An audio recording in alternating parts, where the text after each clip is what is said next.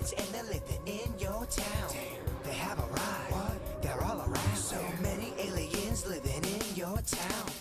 Hello, my fellow weirdos. We are in the midst of, I believe, flu season. You're sounding better, though. Oh, my gosh. Is it flu season? It is in It my has world. to be. Everybody here at work is sick. Everybody is sick right now. It's insane. Every single person. And Don't touch anything over right? there. Oh, I mean, you guys are all going to get sick. There's no way. But here's the thing I love about it. We're all in it together. We're sick together, right? Yes. Blood in, blood out. That's how this whole thing works. It sounds like a would you rather. So I'm very excited about tonight's podcast. We've got a very cool guest, in my opinion. We talk a lot about animals and, animal whispers. Beckett, you're a horse guy. Mm-hmm. You love the horse community. Do you see horses every single day? For the most part, yep. You have a spiritual connection with them? Yeah, I like the energy. I think it's pretty cool to ride a horse because it's unlike a dog. You're actually doing something with the animal. I'm a guy that tries to be spiritual, but I tend to be more black and white. So that's a cool experience to almost feel that spiritual connection. So If you're a psychic, Vicky, are you automatically deemed spiritual? I guess you could That's a good probably, you could probably tag that label on someone who's a psychic medium. Are you spiritual, in your opinion? I mean, I'm talking more of your daily practice. And if you Right. are spiritual with your daily practices, with everything you do, how do you go about that? I'm at that weird crossroad hybrid where I still really cling to my religious background and the way I was raised as a Baptist, and then trying to make that fit in with all the spirit communication that I do. Dennis, can you be religious and spiritual? Yeah, I think you could. What's the difference? So, I mean, no matter whether you're scientific, spiritual, religious, you're tying some sort of entity to something, So whatever you call it, a god, a math equation, if you're science, whatever it be, you have something that you believe in. So I think you could be all three, in fact, if you wanted.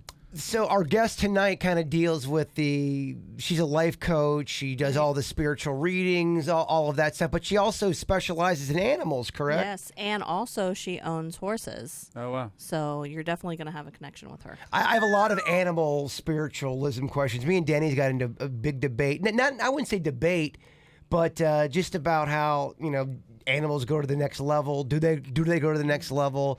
And my whole thing is, if she legit talks to animals, if she can communicate with them, what are these animals telling us? Do they have some kind of knowledge that we don't have as humans? The older I get, I feel like animals have a genius that we don't have. Now, I said that last week, and some dick, yeah, man, but you love cheese, so you really don't care about animals, do you? I get it. I'm a hypocrite. I struggle. I got my flaws. I do. I like cheese, Beckett. Shoot me. Well, just because you like Nikes doesn't mean you don't like little kids. Like sometimes there's things in the chain that, and I'm a veg, right? So like I get it. I think that without going too much of a diatribe, we get insulated from how those things really have. So there's a disconnect for humans. Mm-hmm. I think that if humans had to go milk the cow, that's different. I think you get a disconnect. Doesn't make you a bad person. Yeah. But that's what I always said, is that if I actually had to kill the animal, Yeah. there's no way I would eat an animal. Yeah. There's just no way. Becca, do you respect cheese? I respect cheese. I eat veg everything. The one thing that I think the food industry hasn't caught up with, I like the veggie burgers, these Impossible burgers. They're amazing. I don't think vegan cheese is there yet. Oh, vegan cheese is the worst bullshit out there. Yeah. I've done the vegan challenge a couple times, and I will say honestly, me being a person who loves junk food and loves all kind of stuff, I did see some benefits physically for myself. And I also saw some things that weren't great. So Yeah. I think there's a balance with all of that too.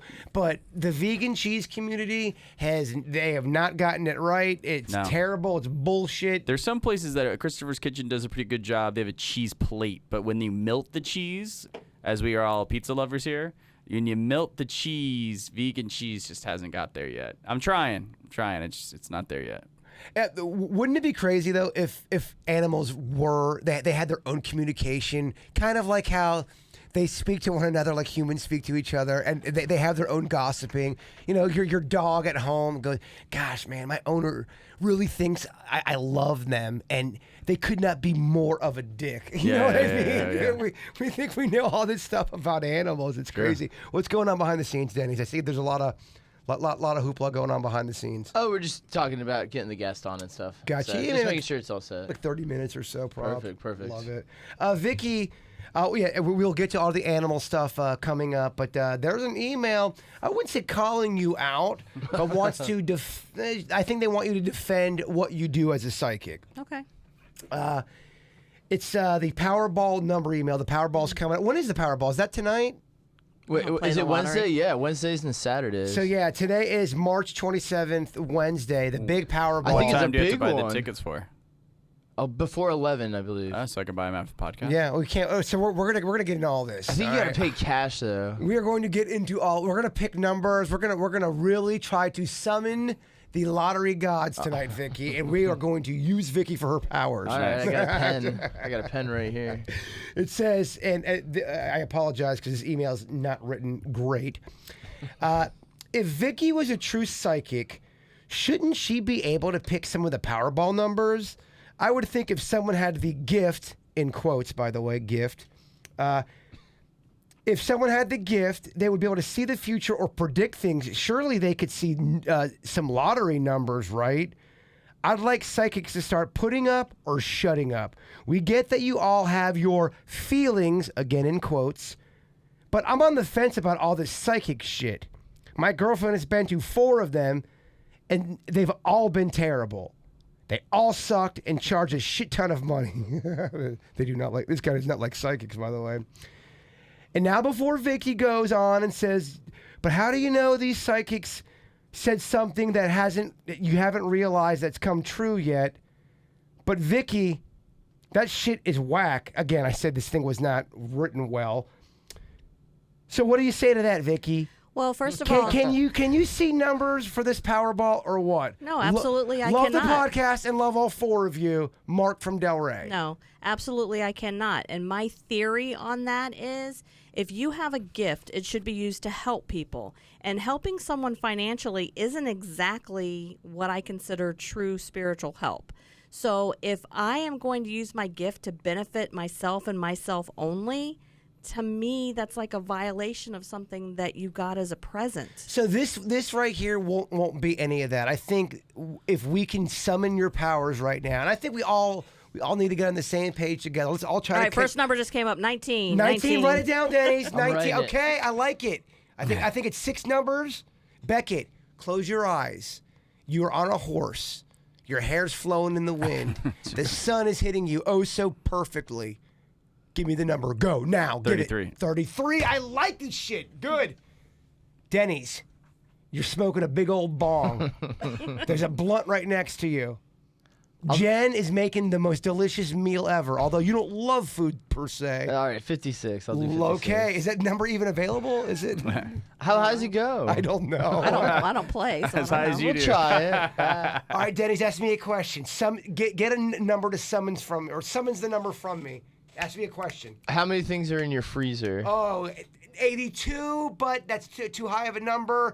Cut it in half. half. 41. Oh, all right, I love it. 41. All right. Angelica, our producer, in your head, what's 3? I like it. That was quick. That could be the Powerball. Lindsley, Vicky's daughter, what do you got for us? Something that's just kind of 5. All right. Both a 5 and a 3. I know. I don't like when numbers are that close to each other, but in reality, Dude, I've seen it sometimes before. does it matter? It really doesn't. No. There's nothing that would increase your odds. All right, so if you're listening at home, kids, what are our 6 numbers? Do we have 6? Oh, yeah. All right, what I are thought they? you were seeing if people remembered. All right, it's 19, 33, 41, 56, 3, and 5. Okay, Beckett. No, not Beckett. Vicky. Out of those 6, what's our Powerball number? Out of those. Oh, yeah, any number you want from there. 33. Okay, there we go, y'all. Weird and whatever crew. Powerball. Play those numbers with us. Although, by suggesting to play the numbers with us, it takes away from our money. Right. I think it's a huge amount, though. But I always feel like if you're in it together with people, you have a better shot. I don't know. Now, going back to the email, Yes. tell his girlfriend that she needs to identify herself as being the girlfriend of Mark and have her send me an email at contact@pointparanormal.com, and I will give her a free reading. So you're putting up, you're not shutting up. Well, no, I'm just saying, if she has, and I agree, there are psychics that charge exorbitant amounts of money and don't really give you anything tangible, especially if you're asking for something about the future.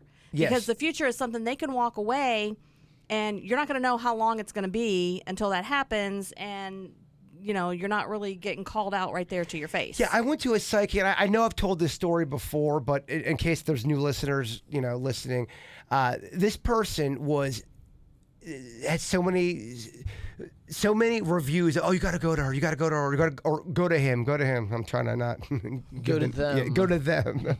And the reading wasn't that great. And then they go, okay, Jeremy, love the hour. See you next week. Jeremy, you can't get my name right, Beckett. You know what I mean? So I see why there's skeptics out there. For sure. Right, absolutely. I understand And there it. are scammer psychics out there. They know how to read body language if you're getting one in person. That's why when I give a reading, if it's in person, I don't even look at you. You're usually over here to the side. I'm looking at some piece of furniture or something across the room. They say things that are very vague that could apply to most people. When I get ready to say something, when I first say it and it's vague, I say, I apologize, this is vague. This is what I'm getting now. And then I go into more detail after I've given the vague statement. Who is John? Who's John? Do you know Right. what John? Well, yeah, of course. Well, fortunately for me, I very seldom get names, so I never do the name fishing. I don't ever get names. And I tell people up front, I'm not going to get names. Okay, so for example, I feel like us as a crew now, we've been doing this for a while. We're close. We know each other. We get each other's vibes and moods. Are you able as a psychic to give Beckett a reading that's accurate and good to where you can go to bed at night saying, I feel like I gave Beckett, some really good information, or are you too close to Beckett now? I'm too close to, and that's my thing, is I'd rather read for a stranger. I'd rather not have anything in my mind to start with because I am so particular about having some kind of prior knowledge. I want it to be straight off the cuff. I do not want to know anything about the person. And so at this point, anything that I got for him, I would say, oh, well, he might have said that at some point, and I would second guess myself, and I wouldn't want to read for somebody that I know. It's just not, to me, it's not good practice. Now, if someone comes to me and they say, hey, should I choose option A or option B? I combine the fact that I know them as a person and combine whatever way I'm being, pointed and give them an opinion on it. I'm not trying to pit you and Denny's against each other or even you and a Beckett, but Denny's, since we've been doing the podcast, you've heard a lot of, psychic tales, a lot of psychic information. You being a bit of a skeptic yourself, has that moved the needle at all, or do you still personally not at all believe in psychics? I mean, like you said, there's a lot of people out there that can scam with body language and such. I mean, there are people that claim to have the gift. I get all that. Do you believe in psychics? I personally, I feel like you can pick up on just things that we're given with our bodies. We pick up a lot of details on people and situations just by our own bodies, whether the hair stands up on our neck or, just we get a creeping feeling. Like I feel like you can use those to get led in directions. Okay. 90% of my readings are over the phone. For sure. Okay, but I'm asking the tough question here. Yes or no, producer Denny's, psychics real, psychics fake? Answer. So I just haven't personally had a situation where somebody has read, but I would never ask a psychic what my future. I don't imagine they'd know how a future would be. So you're dodging the question. Well, I'm just saying, in my own personal experience, I've never come across a psychic or a medium who has read anything of mine that was either accurate or, I just don't go out and seek it. Beckett, psychics real, yes or no? I think yes, because I can't disprove it, but I'm still open-minded to it. I will qualify that by saying that, one of the things I like what Vicky says is she's like, even someone that is a real psychic, because there's so many out there that give them a bad name, like lawyers and realtors and a lot of other professions. I I think that she says that, like any profession, I could be the best real estate agent ever in my profession, and I can get it wrong. So I think a lot of people say, like, oh, you were wrong, so that takes out your whole body of work ever. I do think that it's not a clear science, and there's not a lot of them, because I go back to, I think that if there was a lot of them that were very accurate, even most of the time, you know, they'd have their own TV show, like they would be hugely famous, I think, if they had such a high rate of accuracy, even if they were wrong some of the time. But I'm open-minded. I've paid for readings, so I'm open-minded enough to. It's fun. I mean, going to a psychic, it's an event. It's fun. It's something to do. Yeah. It's some people look at it like bowling. Some people look at it as their For sure. end Same with all, horoscope. be all. I mean, my whole thing is I know this one person in my life, and they believe everything that their personal psychic tells them. And I've met their psychic before. This is a person that lives up in New York, and I just know this person. I just know their life. They believe everything, and they'll tell me the story and why they believe, and they're so reaching. And I think that kind of discredits psychics. But it's also dangerous, and that's one of the things at the very beginning of a reading. I tell everyone, take whatever I say to you with a grain of salt. I'm not saying this is gospel. I'm not saying that I'm 100%. Are you going to get that trophy out of my face? Sorry, I'm trying to look at you, and half of your face is split by my dad's tennis trophy, and it's giving me vertigo. But it's important, and I always say, and if I get something that I know is like, it's going to affect, I say, I hesitate to tell you this. I don't want it to be a self-fulfilling prophecy, but this is what I see. Because I don't want anybody who takes my word as gospel, even though I said not to, are going to make certain choices based on what I have said. Because I think that's dangerous, and people need to know that, no, I'm not trying to tell you what to do. This is what I see. I could be wrong. Don't take it that seriously, you know. But people have. Now, let me tell you, when I get something that's medical and I tell you which doctor to go to, you had better go to that doctor, because there have been more than one case where they were going to the wrong doctor, and I told them, you need to switch. This is the kind of doctor you need to go to, and it literally saved their lives. What doctor do you see that I need to go to? Probably psychiatrist. Yeah. We established that last week, right? I do want to continue our segments with the cold cases here in South Florida. I know last week we talked a little bit about the Rachel Hurley case.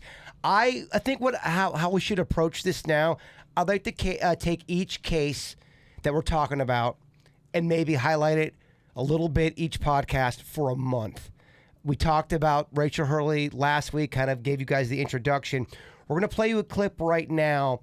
This is from Channel 5 News here locally. It's the anniversary. I mean, it was last week, but it's been, I believe, 19 years since Rachel Hurley's unsolved murder here in Palm Beach County has gone on. We are asking everybody in the public, especially our audience, share this, Google it. I really feel in my heart someone here locally knows something about this case. And I think people that knew Rachel feel that way as well. But here's the news report, and here's some more details that you guys can kind of, sink your teeth in. At the time, 14-year-old Rachel Hurley spent the day boating with friends not too far from Carlin Park, where she was supposed to meet her mom later that afternoon. However, she never showed up. Hours later, police found her body in a wooded area nearby. The Palm Beach County Sheriff's Office recently made this mini documentary about the case. Somebody murdered Rachel, is out there enjoying life, just went on with their life like nothing. Authorities say despite decades passing, they have physical evidence, but right now they just need a name. And believe it or not, it's now social media and this Justice for Rachel Hurley Facebook page that's playing a significant role in being one step closer to solving this. Like, leads will come out to where we think why did it take them 29 years to give us that evidence? Like, that was actually really vital evidence if they would have shared that 29 years ago.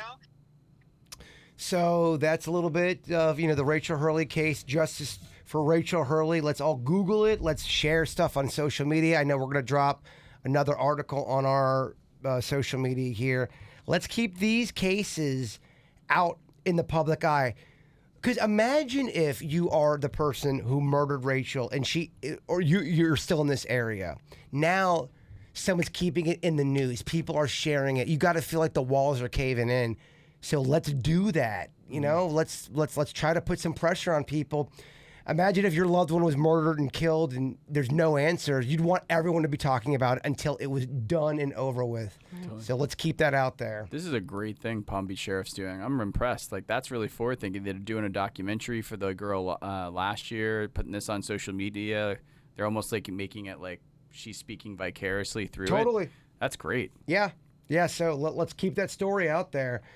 So, Vicki, why don't you go ahead and tell us a little bit about our guest tonight? Okay, years ago, I guess probably in 2007 or 2008, I was fortunate enough to speak to Melissa, and her name is Melissa Alvarez, and she has a plethora of gifts and things that she does. She's written several books, and she lives locally here in Palm Beach County. She actually helped me with a case years ago, one of my investigation cases. She helped me with that, so she definitely has ability. Tell me about that. Well, what I did is that was before my gift had really come into fruition, and I called her and I said, listen, I have this case, and I'm just like really stumped about it. And she says, well, this is what I see. She gave me several different things, and they were things that actually kind of panned out and pointed me in the right direction to figure out what was going on. And she's got a bit of an animal background to her. She claims she speaks to animals. Mm-hmm. Correct. I love it. Okay. Yes. Right now on the Weird One Ever podcast, we got Melissa Alvarez. Do we not have Melissa? Did she hang up? I think they hung up. So, Vicki, continue to stretch while we get Melissa back on. To stretch. Okay. She does, like I said, she has a lot in common with Beckett. She does own horses. We good? I guess she just had one recently. Awesome. Melissa, are you on the Weird One Ever podcast? So you were talking about horses, Vicki. Yes, Beckett loves horses. Melissa loves horses. Does she ride, do you know? I don't know. I would assume if she owns them, usually owners do ride. Yeah, cool. But. All right. Melissa, are you there? I'm here. Yay, we got you. We're still trying to figure out this whole phone thing. We apologize. How are you? It's fine. I'm great. How are you guys doing? We're doing great. Thanks for joining the Weird One Ever podcast. Heard a lot about you from Vicki. Thank you for inviting me. I appreciate the invitation to be on the show. So you being a very spiritual person, and we this is one of the most common emails that I get. Someone listening right now who is feeling depressed, and we get a lot of these emails. People are feeling depressed, they're feeling numb, they're feeling anxious. What would be the very first step for them to start kind of living a more peaceful and spiritual life? They need to raise their frequency. Everybody has their own specific frequency. Everything in the world vibrates. So even a rock has a vibration. It has a frequency to it. When you're feeling down, when you're feeling low, if you can find a way to raise your frequency to higher levels, you can do that through meditation. You can do that through just connecting to your inner higher self. And realizing that negativity is what's drawing you down, so you need to raise your frequency to a higher level of positivity. But that's what I would say. What would be a simple thing, someone listening right now, they're driving, listening to the podcast, what's a simple thing they could actually go out, apply, and do to say, all right, I'm on at least the journey of trying to become a little bit more peaceful and a little bit less negative? Okay. Something that they could do for that is spend some time in nature. When you spend time in nature, you're finding your balance, because everything in nature is very balanced, and it's even, it's calming. And there's even a practice in Japan where it's called it's nature bathing, and they go out into the woods and just spend time in the woods, and that helps them to become calm. And the main thing when you're not feeling great about whatever's going on in your life is you got to find a way to find balance in yourself, to accept what's happening, and then try to rise above that. And if you can rise above that, then that's raising your frequency as well. But I love spending time in nature, and I think it's very, very helpful because it's very peaceful. Also, you can spend time with animals. Animals can really bring balance to you and can help you raise your frequency. I completely agree with you, especially with nature. It's kind of it's a weird thing sometimes when you are down and out, a little bit depressed, got the blues. You start walking out, seeing trees, you see the sun. You don't realize how important that is. It's almost like a euphoric, natural drug Mother Nature is giving us. Exactly. And it has to do with ions in the air, too, especially if you go, like, to the beach. It's the ions that are, forgetting right now if they're negatively, I think they're negatively charged or positive, negatively, I think. But the ions help bring that balance because I'm like tongue-tied. It'll help bring balance to you. It's like waterfalls, the beach, anywhere that there's water will do that. Now, you being a person that is spiritual and speaks to animals and really, delves into the spiritual world, when you get sad, do you actually even get sad? Do you get depressed? And if you do... Oh, yeah. Okay, all right. So, okay. I head straight to the barn. The bar? If I get upset, to the barn. No, the barn. Oh, the barn. I thought she said bar. That's how you raise your frequency real quick. Because I go to the bar when I'm stressed. You go to the barn. No. That's so funny. Okay. No, that's funny. We breed horses, so anytime I'm not feeling well or if I'm upset about something, I'll go out to the barn, I'll brush down a horse, I'll spend time with the horses, and that really brings me back to center. It really, just their energy, because they're so soulful and they're so grounded, and they really, you can get a really good connection with horses, or, any animal, but like with me, horses, I've always been connected to them. So I go out there and spend time out there, and then, pretty soon my mad is gone or my sad is gone, and I'm back to, okay, everything's back in balance. I feel all right now. Okay, so we've got a couple of skeptics on the show. Producer Denny's being one, Ryan Beckett being the other. Now you and I'm a third, so that's fine. And I don't mean this statement as a slight or to be rude, but you claim to be an animal communicator. Mm-hmm. What are animals telling us as people? Are they giving us a full-on message here? Well, it depends on what you want to know. Like when I'm training a horse, I send that horse pictures of what I want it to learn because they understand better if they through images. They talk to one another through nickers and soft sounds. So if you make soft sounds when you're training them, that enables them to understand you better. And then sometimes they're just very talkative. For example, we body clip our horses because it gets so hot down here. And I had a horse at one point. He was a baby. He was only, maybe a year old the first time I had to clip him. And I'm just like clipping. I'm in my zone and everything. And all of a sudden I hear in my mind, it's hot, it's hot, it's hot. And I'm like, what? And then I'm like, wait a minute, that's this foal telling me this is hot. And I'm like, it's not hot, it's fine. But then when I felt the blades were hot. And I'm like, yeah, that was just one of the times I'm like, okay, maybe that's what that was. He's talking to me, he's telling me. But they can also block things from you too. Like if they don't want you to know if they're ill or if they're sick. Or to me, it's connecting to their energy. I wrote a book about animal frequency, which is taking animal communication to the next level. It's more to the level of the divine where you're sharing your energy with their energy. And it's just an understanding. A lot of people think of animals as dumb animals. Well, they may not be able to talk, so yes, they are dumb in that sense, but they still are, they're not just a thing. They're spiritual beings, and they have feelings and they interact with one another. I mean, if you look how an animal interacts with other animals of the same breed or different breeds, you can see that they communicate with each other. So why couldn't we be able to communicate with them as well? Okay, so let me ask you this. It's a bit of an inappropriate question, but it's one that we all get asked a lot. For example, let's say I got a dog. I have my sweet dog Chewy. Let's say Chewy is watching me make "Oh Sweet Passionate Love." Is Chewy bothered by that? If he's sticking around and watching, clearly he's into it.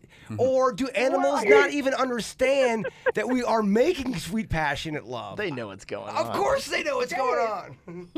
Well, it depends on the animal. I mean, you might have an animal that's like not very bright because they all have different like levels of intelligence. I guess what I'm asking, like, duh, what are you guys doing? I guess And what I'm then you asking might you have this. another one that's like, I guess what I'm asking, if you had 20 minutes with my dog Chewy, and he could talk to you, would he roll over on me and give you all the dirty details Spill the beans. of the way I've been living my life? I guess that's my question.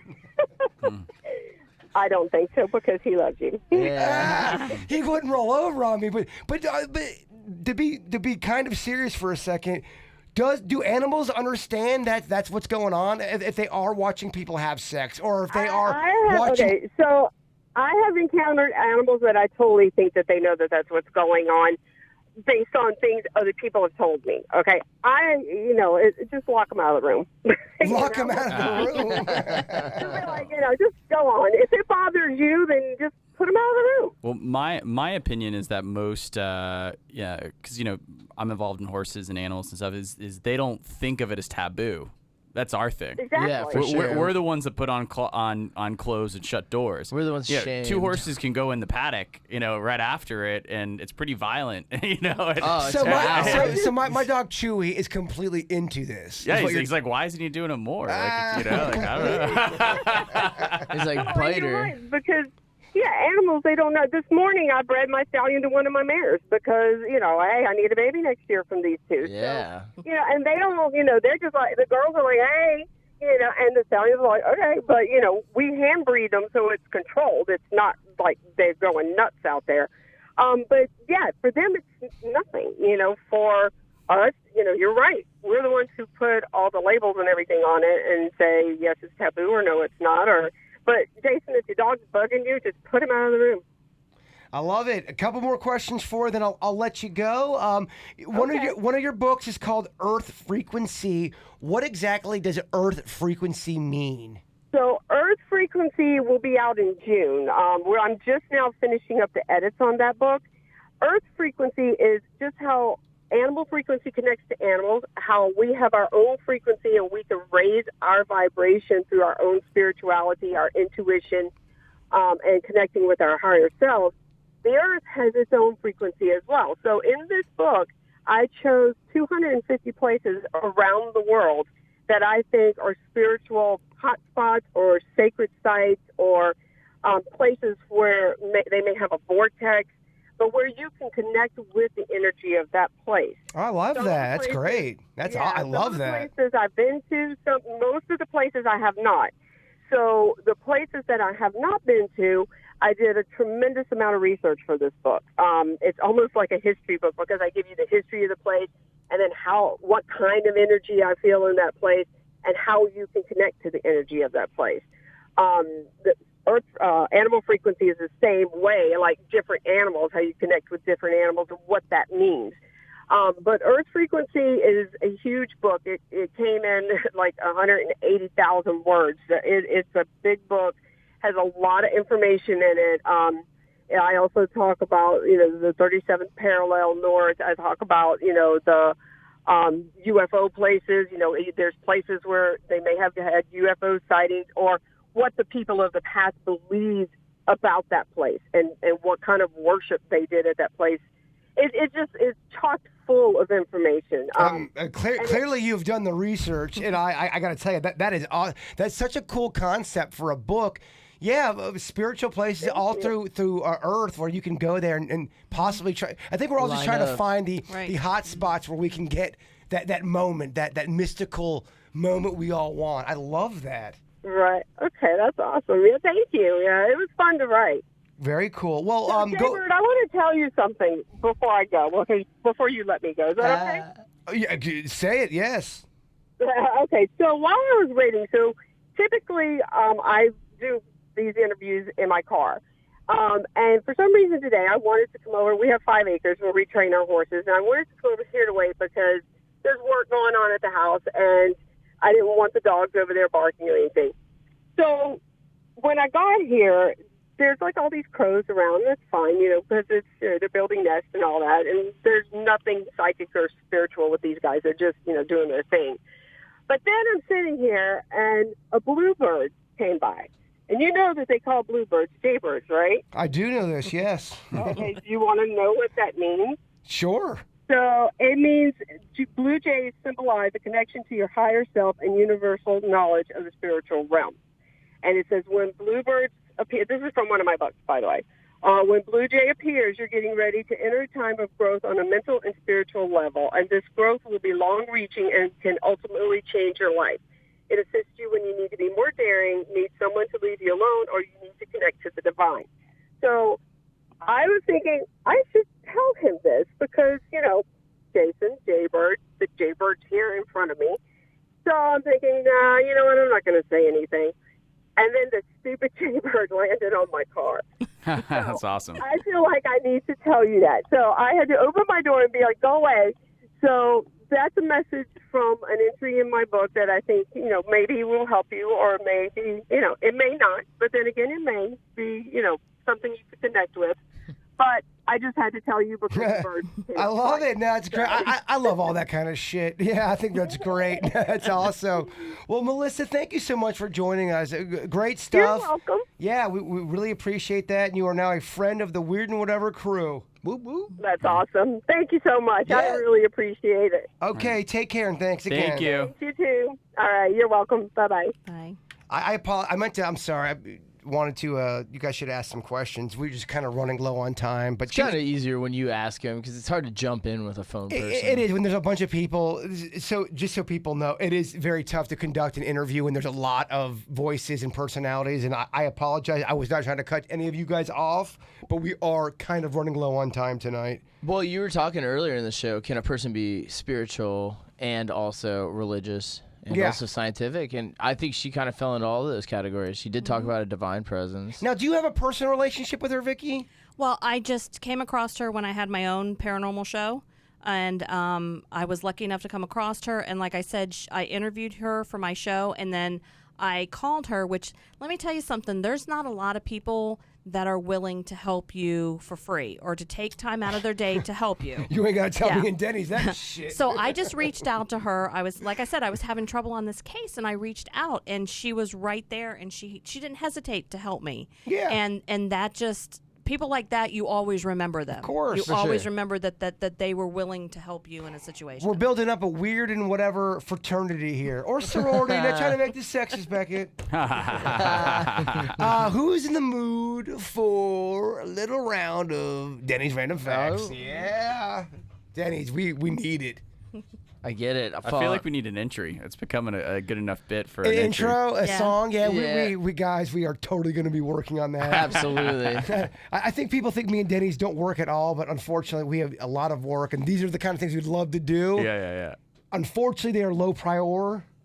For sure. A T. But you're right, though. It does. But- it absolutely deserves an intro song. You know what would be good? You know that star, the more you know, with the Oh, rainbow? yeah. Even Yeah. if you had that sound effect before he comes on. I love it. I The love more it. you know. Bring. I love it.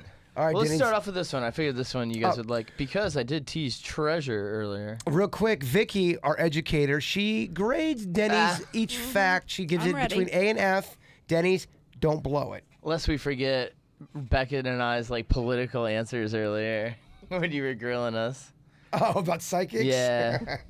See if that affects my grade. I'm just kidding. Let's hear it. So no, I- it doesn't. It doesn't. All right, I teased treasure because we're talking Powerball, trying to win. I got a place where you can get some money. Stay tuned. All right, Denny's. This what one's a- for, what a tease. This one's for the bachelors here.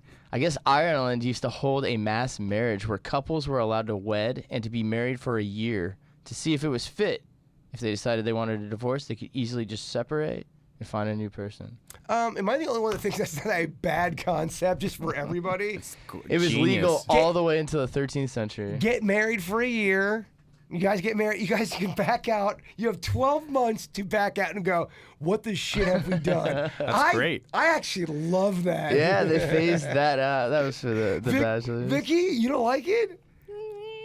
That was a C. I think that marriages should be like a driver's license. You should come up for renewal every 5 years. Both people have to agree to renew. Yeah. And there's an automatic separation if not. And that will save all these attorneys making all this money. And it requires the guy and the girl to keep their partner happy. Because I think that one of the many reasons that sometimes marriages fail is they get married and then the guy just gets fat, doesn't care, doesn't open doors anymore. Why are you looking at me when you say the guy gets fat? You're not married. I get it. I get it back. I get a couple pounds in February. You know, and I think that creates a sense of, not urgency. What's the word I'm looking for? It creates a reason that you need to keep your partner happy going forward, rather than just be like, oh, I can just now that I'm married, I can just. It just takes a lot of work. You Dennis, just gotta fucking put the work in. You being married, would you say you're still dating your wife? Totally. I agree that you are. I know that you are because you guys do. I'm still dating very things. young into it as well. People say that things change, but at the same time,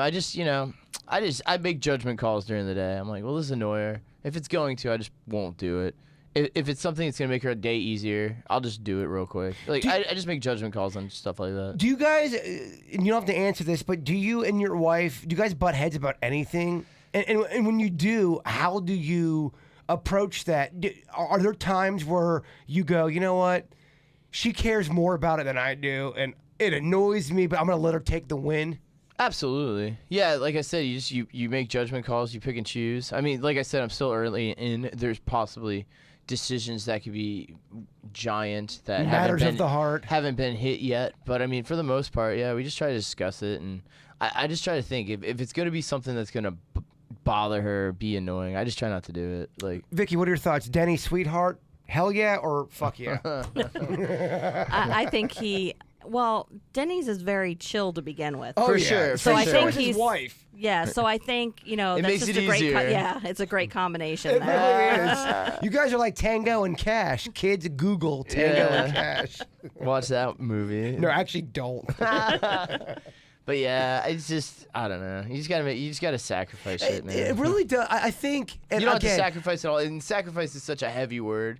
You just gotta know when to Yeah, you got to know when to fold them, Denny's. hold them. But I'm a dude that's never been married, so I'm speaking completely out of turn. But it would seem to me, out of the people that I know in my personal life, the people that are married and that have a successful marriage and really legit wake up every morning and they're happy they're married with that person, they are #be cool. They just get certain things about each other and they go, you know what?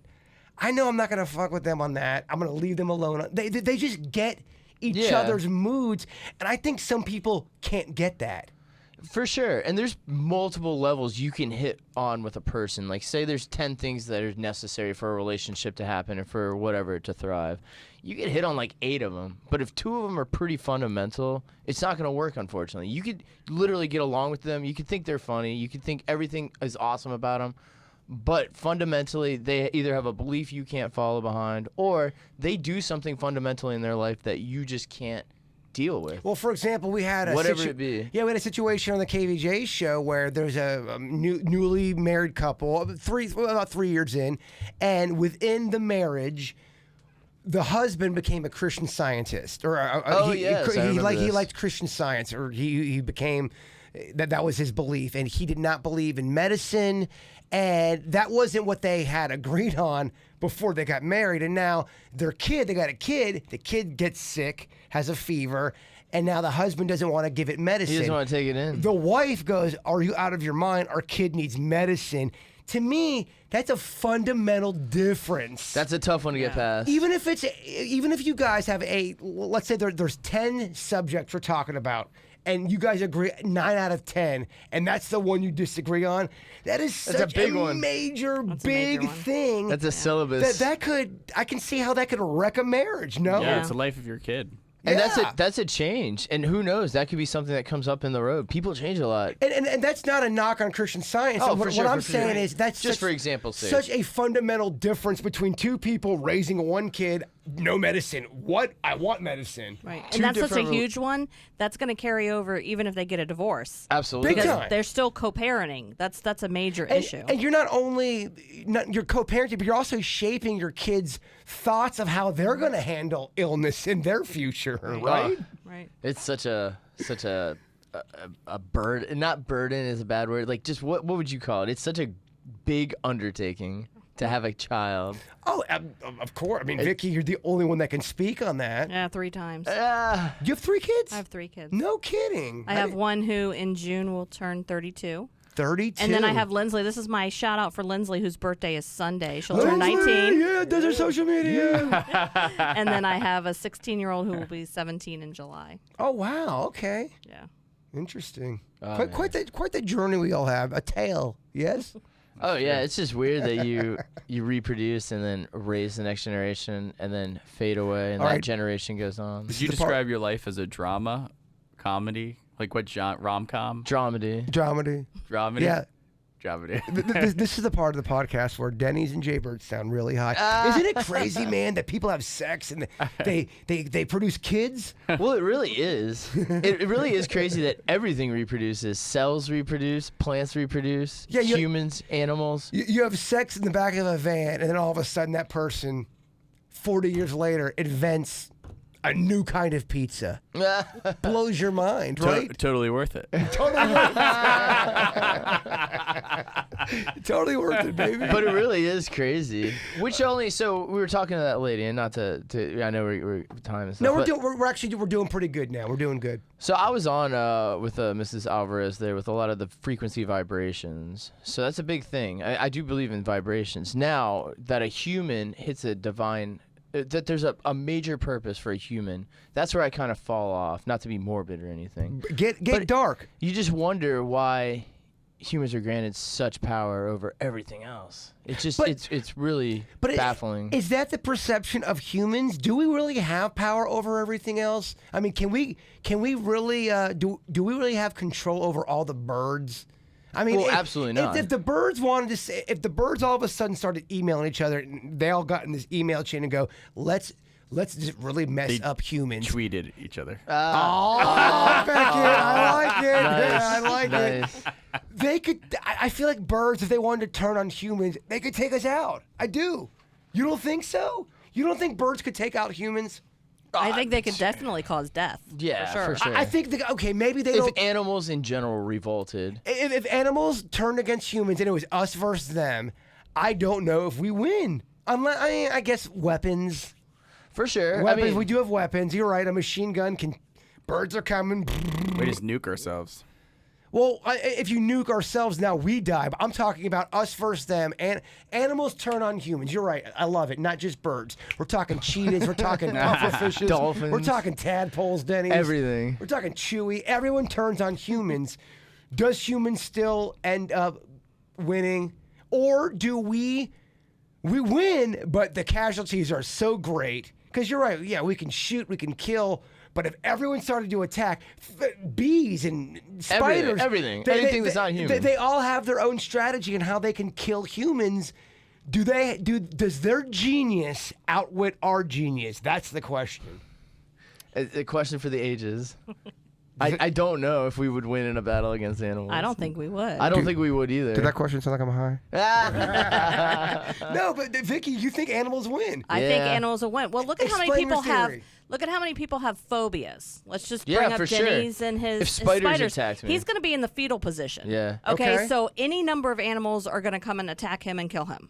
But what Because- about like 500 of your most badass Marines?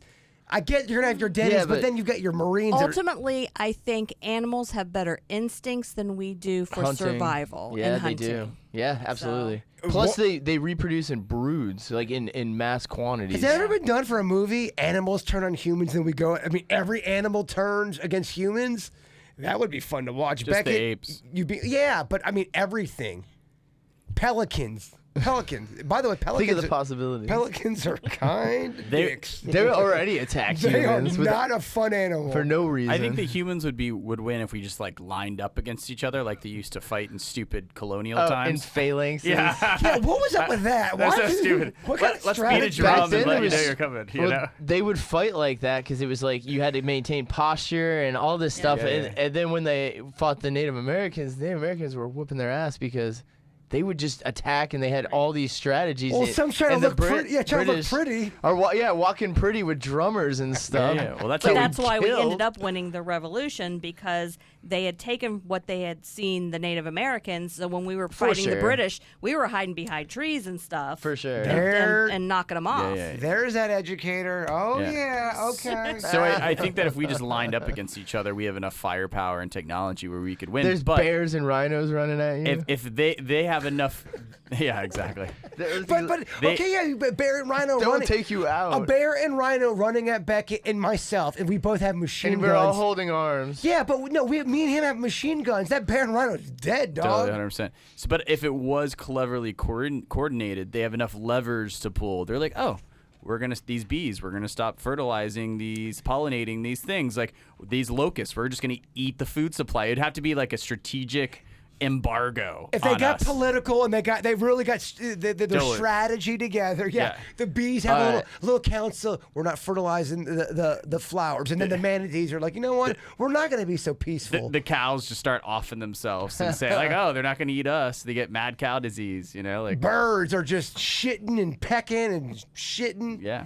Now, listen, we're going to lose, and there's going to be cockroaches crawling all over all of us. I meant to ask our Yeah. great speaker tonight, Melissa, can you speak to cockroaches and what are they saying?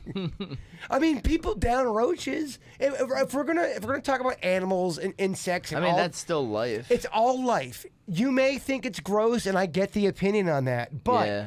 at the end of the day, a cockroach is still life. Are we being hypocritical saying the dog is great and the roach is not? Semantics. We Yeah. kind of are, you know? Well, we're kind of dicks because if it's cute, we We save love it. Yes. And if it's not, we eat it. We kill it. What if we found out that these roaches, when they walk by humans, we heard their internal dialogue, we're just peaceful people and we didn't mean to be like this. Please don't hurt. Like they're so sad and so just, you want to hug them, but they're so gross you can't. But what if that's, your the mentality? Yeah, you would have a different sense towards the roaches. A cockroach lives in warm tropical areas and feed on decaying wood and leaves. They help break down organic debris, and in the process, they add nutrients back to the soil through their waste. They're part of the chain. Oh, They're they're also essential. a food source for small reptiles and mammals. Dude, mean- they're essential to the chain. Cockroaches. So we Cockroaches, we mosquitoes. basically say roaches are gross. Screw cockroaches, but they belong here. They Oh, outlast. they're super important. That's why I think they reproduce and such. And that's why, dude, whatever's creating all the creatures is like, stop killing cockroaches. That's why they keep like evolving. I think roaches are gross. I Yeah, don't I want totally them. I agree think with they're you. terrible. It just makes you think about. Are we being hypocritical? It's just funny Totally. the things that we get behind, and we like. fight for, Yeah. we hate on, and roaches definitely we need them to sustain life in the circle of life. Yet, Well, we're let me always tell you, bitching I them opened out. up my classroom door like 2 weeks ago, and there's 3 roaches sitting right there.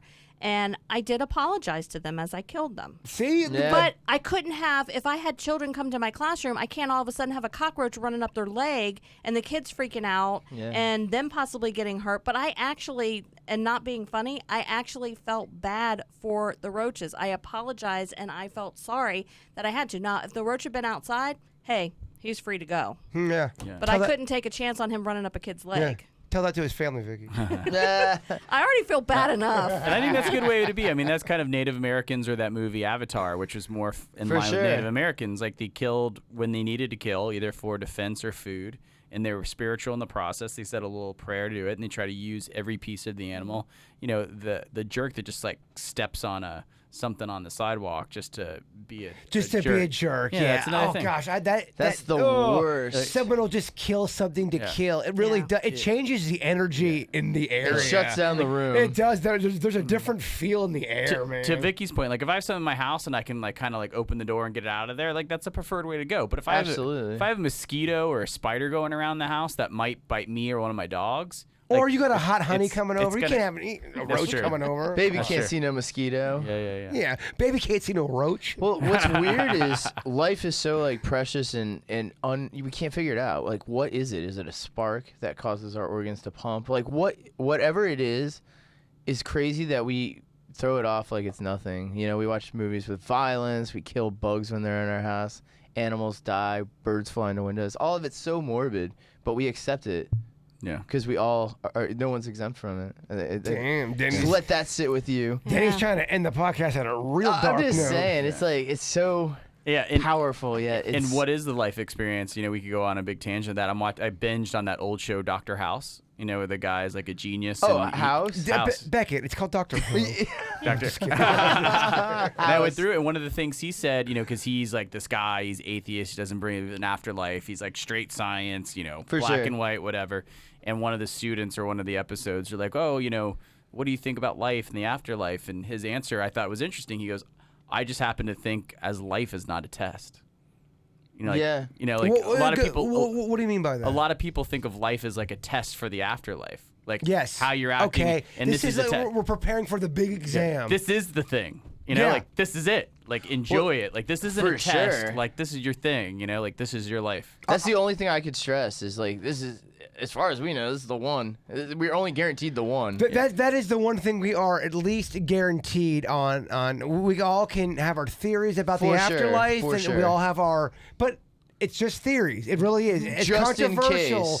case. The only thing guaranteed, not only Not just, even a day's guaranteed. not even you. like your life that we have, the present moment. It's the easiest / hardest concept for humans to get, that we only have in the now, but yet we are always looking behind us and we're always looking ahead. Worried about the future. Ahead, giving us such anxiety, and then looking in the past, giving us such Depression. guilt, depression. I mean, I feel like it's a very challenging thing to do, to live in the present moment, because I feel like we are designed to have these kind of thoughts up and We down. are. We're creative beings, so to be creative, you have to go to the past to get information. Fuel. And then you have to get things in the future sometimes to get some kind of information. So it's a very difficult dance to live a peaceful life and to live in the now and still to recall things of the past and to prepare for things of the future. I think the key is to not dwell in the past and do not worry Right. for the future. I think the past can really hinder you. You have to make peace with your past. And I know a lot of people struggle with that just by the emails that we get for this podcast alone and KVJ. People have done things in their life that they feel bad about, whether they've been broken up with, or whether they've stole something, or whether they're the person that broke up, or they got divorced, or they cheated, or they were a user, or whatever your storyline is, people have a tough time moving on from that. Yeah. And how do you approach that? How do you make amends with something that really batters your soul down every single day when you wake up? What do you do? I think it's different for every person, but I think you really just, honestly, the only person you have to be honest with is yourself. You just have to be honest to yourself. If you can accept it in your own self. Do you think that is the first stage of forgiving yourself, moving on to a productive life and being a positive person, saying, this is my life. I'm now being 100% honest, at least with myself internally. I may be ashamed. I may For be sure. proud, whatever that emotion is. Just really being honest and accepting what your past is. Yeah, I think if you can accept it internally, I mean, not even lie to yourself or any of that stuff, but like truly understand the situation, because there's nothing you can do about it once you pass past it. You have to then now figure out what's the next step. Vicky, your thoughts? Absolutely. I think that really and truly the only person that you have to answer to is yourself. So the first step starts with yourself. Because out there in the public, there's going to be 20 people that are going to agree with you, and there's going to be 20 people that disagree with Yeah. you, and you can't live your life that way. You have to figure out what you need within yourself to move forward. Do you think you all are honest with yourselves? Do you all know your personal flaws, your personal Oh, quirks, I do. the things that annoy people, the things that annoy yourself? Do you think you are honest with yourself about that? Beckett, I'll turn the mic to you. Yeah, I think I'm maybe arguably too self-aware. You know, Yeah, I get it. That it can go either way, man. But I think being self-aware is one of the most important things a human can have. Yeah. I mean, all the way down to like things like doing 23andMe and Ancestry.com and talking to psychologists and doing the Myers-Briggs and 16 personalities test and looking reflectively as to how that worked positively and negatively.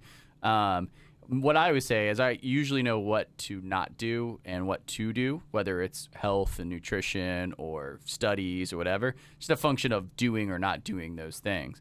And I get more mad at myself when I knew that I shouldn't procrastinate for that paper, and then I put myself in that position. I was like, why'd I put myself in that position? And you know that, okay? Because I go through the same thing when I procrastinate things. It gives me such anxiety, depression, everything, the whole gamut. Yeah. But why do I continue to do that? Because I know you do it too. Yeah. Why is that? I don't know. I just think it's how we're wired. And Is it possible that there's a part of you, 'cause I've talked to Denny's, that subconsciously, I know in my heart and soul that I'm just a little bit better when I'm under the gun. I'm forced to have pressure. 25th hour. Just looking at my track record of my life, I know when there's no other option, I'm forced to do something that's the best that comes out of me. 100%. I tell my friends, and this is just a small microcosm of that example in terms of studies, is that my classes where I had a teacher that was known as like the hardest professor in school,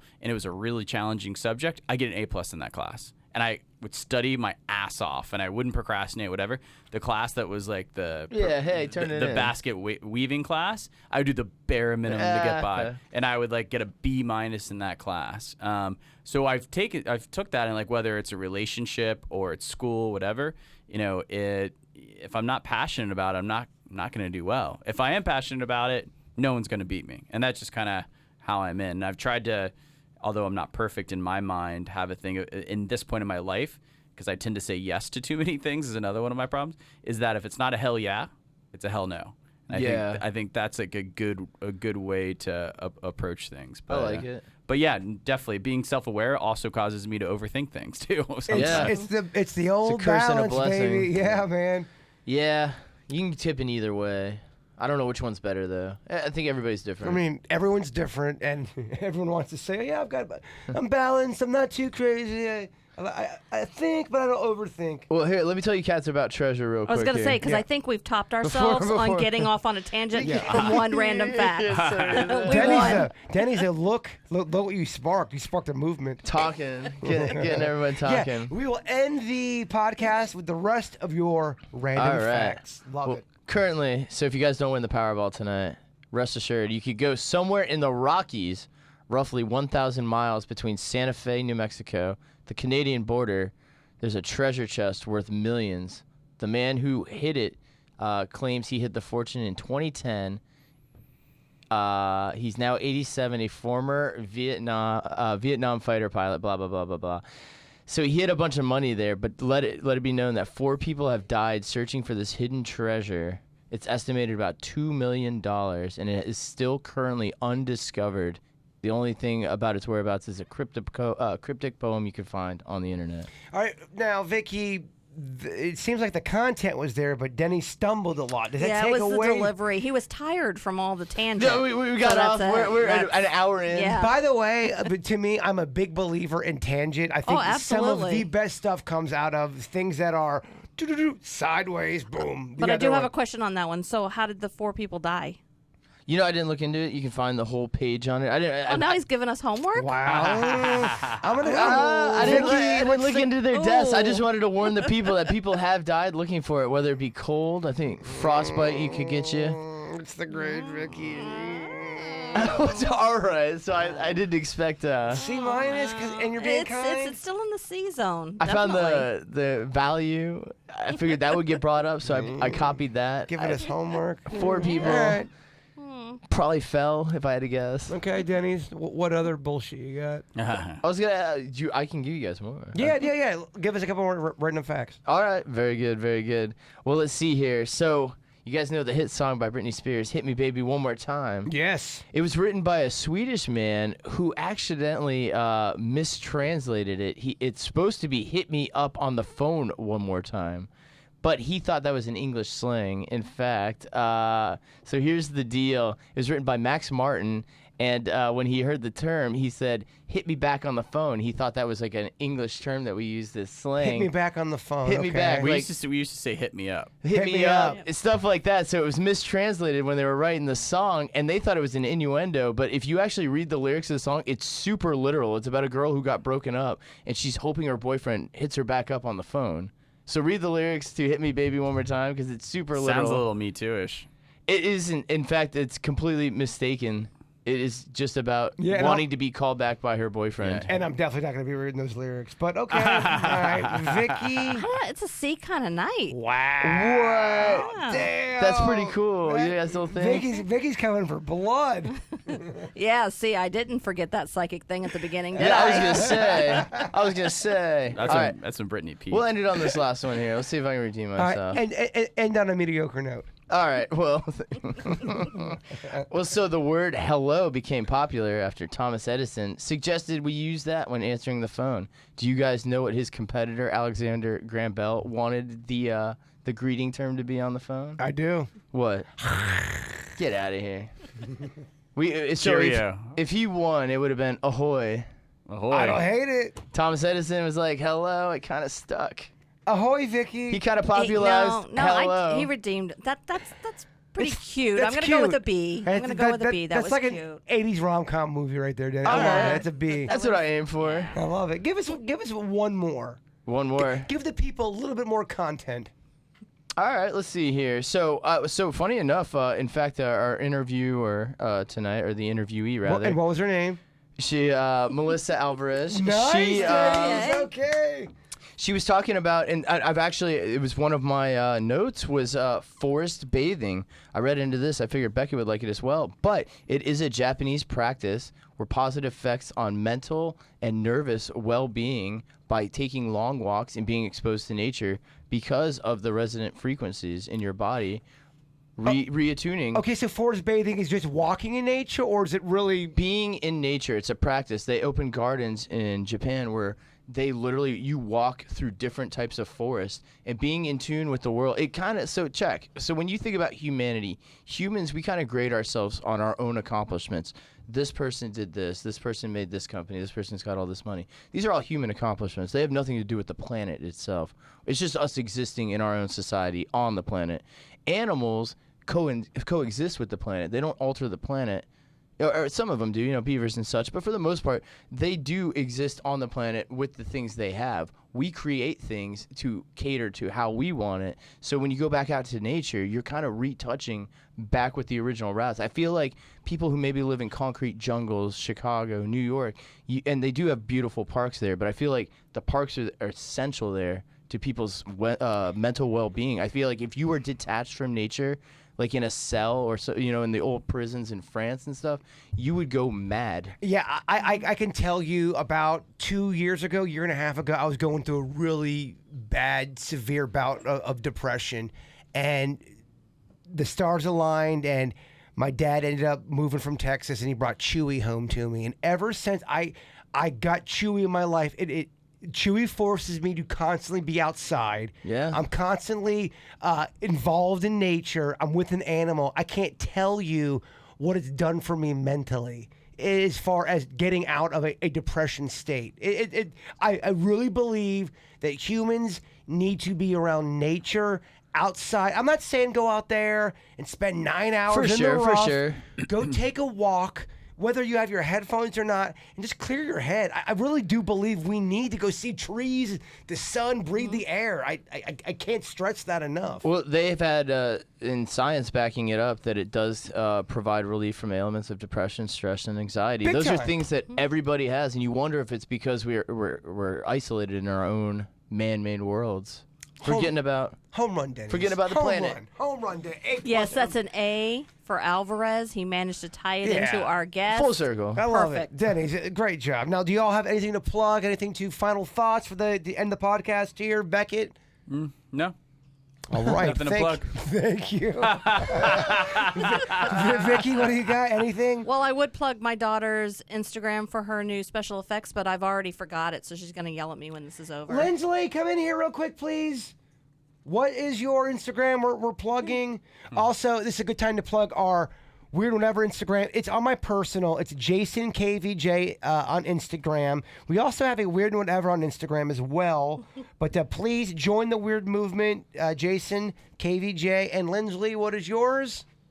My Instagram page is SX by Lindsley. If you like all creepy and like gory stuff, then I would follow it. But if you don't like blood or anything disgusting, then I wouldn't follow it because it's kind of gross. Oh, is that the trigger warning for everybody?